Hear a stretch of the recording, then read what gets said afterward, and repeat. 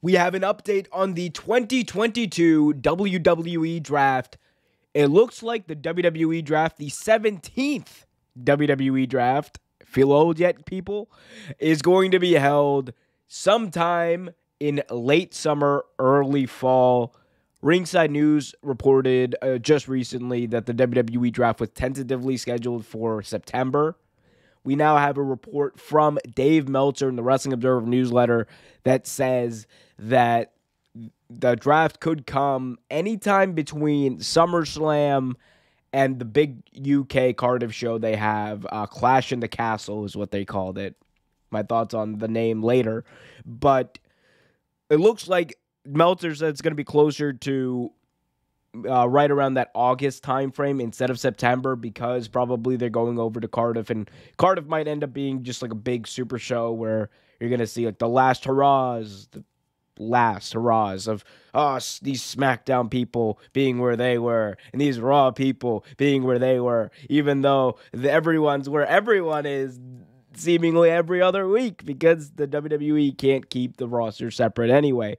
Look, so the dates of the draft aside, it looks like it's happening relatively around the same time, or just slightly earlier, I should say, than it usually happens. Usually falls in that September to October timeframe. Now it's happening more so in the late summer, early fall, like I said, August, September. Either way, the big question is, does any of this really matter? The big answer is not really, because these rosters aren't as separate as WWE at least makes them out to be. Because the way that this is advertised, the way that this is perceived is, this is WWE Draft, the one night of the year where Raw and SmackDown collide, except for Survivor Series, except for every other week on Raw and SmackDown, because Roman Reigns is everywhere, the Usos are everywhere, the New Day are everywhere, Big E was everywhere, Drew McIntyre's everywhere, who else? The RK Bro is everywhere, Kevin Owens was everywhere. Shall I go on? Happy Corbin was everywhere. Everybody was everywhere. Brand loyalty, brand supremacy, the idea that people are constrained by superstars, or constrained by the brand that they're on and can only compete, can only show up on their brand, is absolutely non-existent in WWE. Absolutely non-existent. Begs the question, why did they do a draft? It has nothing to do, or has very little, I should say, to do with actually building out the draft and setting the rosters for the next year. Virtually nothing to do with that. What it has to do with are two things. One, ratings. The draft is one of those things where it's always going to increase ratings. WWE has a formula that works. They know that, at that post SummerSlam lull happens, they need to shake things up. They want to make it feel fresh without actually really doing much to make anything fresh. Have a draft. Ratings for the draft are always great. One of the highest rated shows of the year for both Raw and SmackDown. So that's reason number one. Number two, marketing for Fox and NBC, or Fox and USA, whoever you want to call it.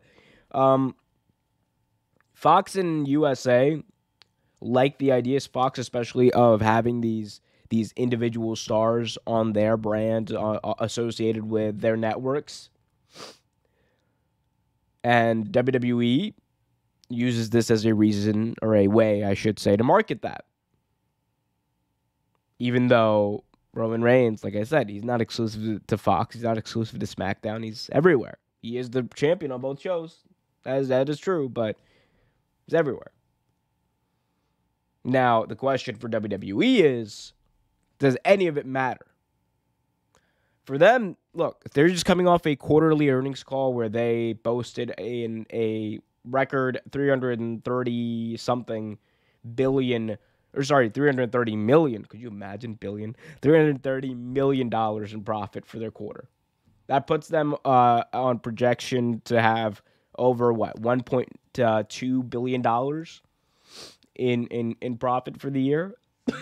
or in revenue, I should say, for the year. That's big time.